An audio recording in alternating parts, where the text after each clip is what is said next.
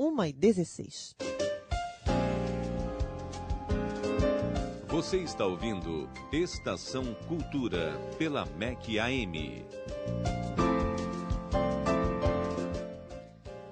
Brincar é parte integrante do aprendizado. É como um ensaio para a resolução de problemas e também para a criação de laços que a pessoa vai encarar ao longo da vida. Os professores José Ricardo Martins e Marcos Vinícius Nunes lançaram 3 livros sobre o assunto. 245 jogos lúdicos para brincar como nossos pais brincavam, 100 jogos psicomotores, uma prática relacional na escola e 120 dinâmicas de grupo para viver, conviver e se envolver. Eu converso agora com o professor Marcos Vinícius. Professor, boa tarde. Boa tarde. Professor, a brincadeira é fundamental por quê? Boa tarde a todos que estejam ouvindo a gente. Eu e o professor Zé Ricardo, a gente teve a ideia de lançar o livro, que a nossa grande preocupação era com a falta do brincar no ambiente escolar. A gente, desde a época de graduação e pós-graduação em psicomotricidade, a gente começou a perceber que as escolas estavam perdendo um pouco dessa pitada da brincadeira e do lúdico no aprendizado da criança. E a era da informática está contribuindo um pouco com essa falta do brincar, a violência nos centros urbanos está um pouco contribuindo também com essa falta do brincar, e a gente estava percebendo que a brincadeira estava se tornando um mero passatempo nas escolas e a recreação não tinha mais a importância fundamental de educar.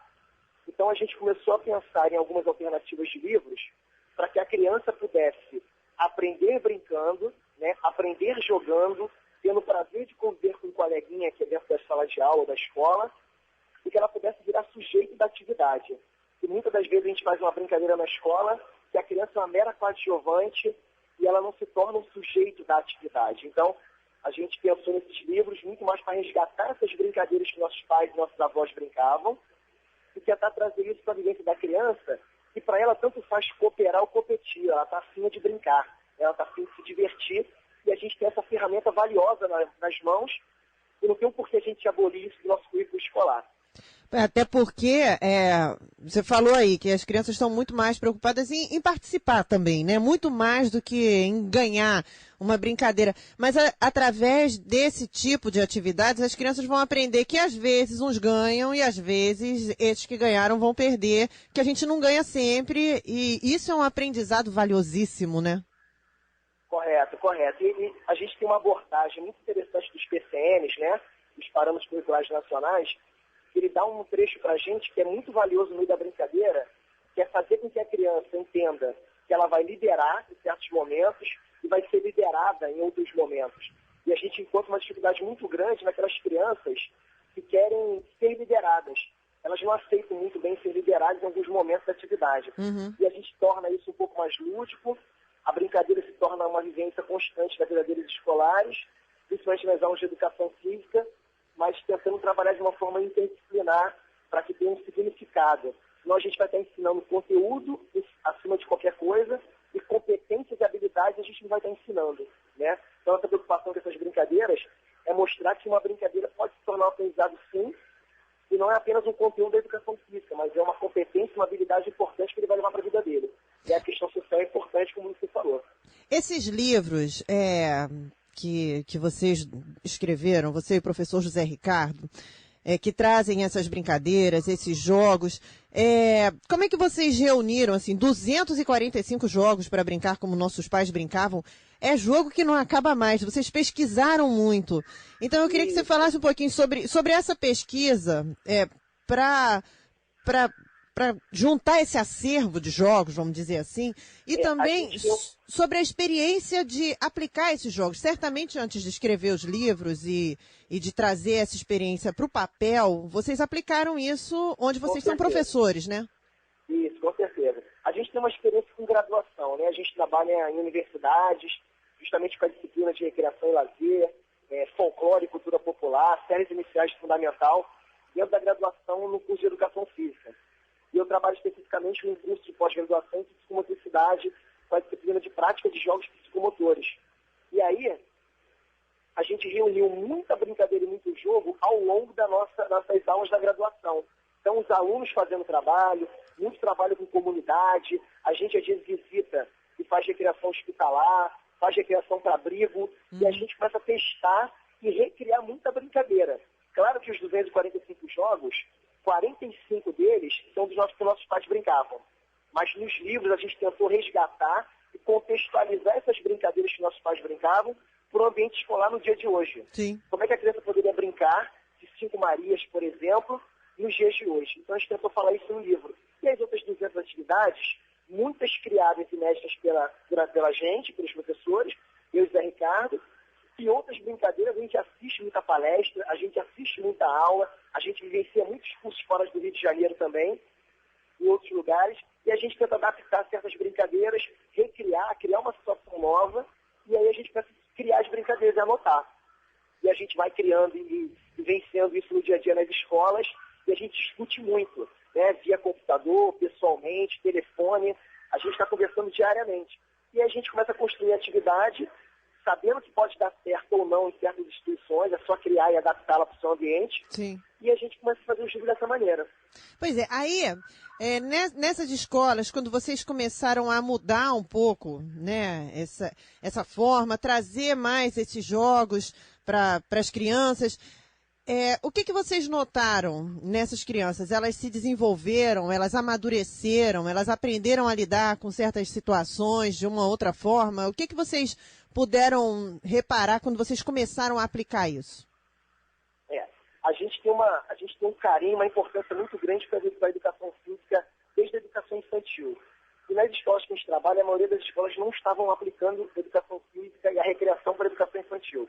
A partir do momento que a gente sentiu que a escola abraçou a ideia, a gente começou a aplicar desde a educação infantil, a partir dos 3 anos de idade, mais ou menos, na educação básica, a gente percebeu que ao longo dos anos, hoje nós temos alunos do 9º ano, alunos do 8º ano, que param a gente no corredor e perguntam por que a gente está dando aula para eles e que a gente não está brincando. A aula do professor X é muito esportivo, de esporte o tempo inteiro, e a criança não brinca. O adolescente não está brincando. Eles sentem essa falta de brincar. Porque eles tiraram aquela pressão do que eu vou ganhar o tempo inteiro, eu vou competir. Uhum. E a gente notou que tem essa diferença, pelo menos na postura dos alunos, tinha uma desmotivação muito grande pela educação física. Sim. E a partir do momento que a gente adaptou alguns jogos lúdicos no currículo escolar, que a grande dificuldade que eu tenho com os alunos da graduação de educação física é que a maioria quer aplicar o Quarteto Fantástico nas escolas a partir do 6º ano do Ensino Fundamental 2. O Quarteto Fantástico é futsal, voleibol, basquetebol e handebol. Só que isso é apenas um bloco de conteúdo que é para ser ensinado de acordo com os PCNs. Sim. Falta jogos, falta lutas, falta atividade de ritmo expressiva, ginástica, conhecimento sobre o corpo, e a recreação consegue englobar todos esses blocos de conteúdo. O que a gente percebe ao longo dos anos é isso, os alunos têm uma aderência muito maior pela prática corporal de movimento, eles gostam de estar junto participando, do que apenas ficar jogando e praticando um esporte. Claro, tem que variar, né? Sabe uma coisa que eu achei tão interessante que você falou, aplicar isso de uma forma interdisciplinar, né? É claro que nas aulas de educação física talvez seja um momento mais apropriado para algum tipo de jogos, mas que os outros professores de outras disciplinas possam adotar jogos na hora de ensinar alguma outra matéria qualquer. As crianças aprendem muito melhor, né? Elas prestam mais atenção e quando a coisa é mais divertida, tira um pouco o peso daquilo, né? Não é aquela coisa que você tem que decorar como é. Não é assim, elas acabam apreendendo mesmo, né? Correto. A criança, ela brinca por prazer. Então, se a gente for aproveitar essa ferramenta importante e trabalhar com conteúdos de sala de aula, não sempre, eu sei que não dá para aplicar sempre de uma forma recreativa, mas que o professor soubesse lecionar algum conteúdo dele importante, mas de uma forma brincando, de uma forma lúdica, a gente tem certeza que o aprendizado é significativo. Tanto que as nossas aulas, a gente tenta pegar o conteúdo que o professor aplica nas aulas, de português, matemática, ciências, entre outros, e a gente tenta resgatar isso lá na quadra, na brincadeira. Um pular corda fazendo conta matemática, um pular corda com sílabas, letras, palavras. A gente faz conta matemática numa brincadeira de estafeta, ele só pode correr para executar a tarefa depois de executar uma conta matemática. A gente coloca cartazes com palavras embaralhadas para ele poder descobrir qual é a palavra, e isso a gente vai estar trabalhando com as inteligências múltiplas, né, de Gardner. A gente não pode ficar só visando a inteligência sinestésica, de movimento da criança. Se a gente pensar em trabalhar a inteligência musical, a inteligência linguística, entre outras, a gente vai ter uma vivência muito maior da criança. A gente vai estar olhando a criança com outros olhares. E isso é respeitar os princípios da diversidade na escola. Isso é respeitar o princípio da inclusão. Porque o aluno que vem na sua mão, muitas das vezes, não está nem a fim de correr, mas ele está carente de acesso, de repente está carente de cognição. Então, a nossa função na educação é suprir carência. O aluno vem com carência social, com carência afetiva, com carência educativa, e o professor na sala de aula olhar o aluno de uma forma só cognitiva, de repente, se ele usa a ferramenta da recreação e dos jogos para ensinar o conteúdo dele, é importantíssimo. Tanto que em um dos nossos livros a gente colocou um capítulo sobre recreação para lugares reduzidos ou sala de aula. E todas as brincadeiras é puxando para uma disciplina, é puxando para uma atividade lúdica para qualquer disciplina. Então, a gente vai ser um defensor árduo a vida inteira sobre a recreação em qualquer âmbito, não só na educação física, mas qualquer outra disciplina.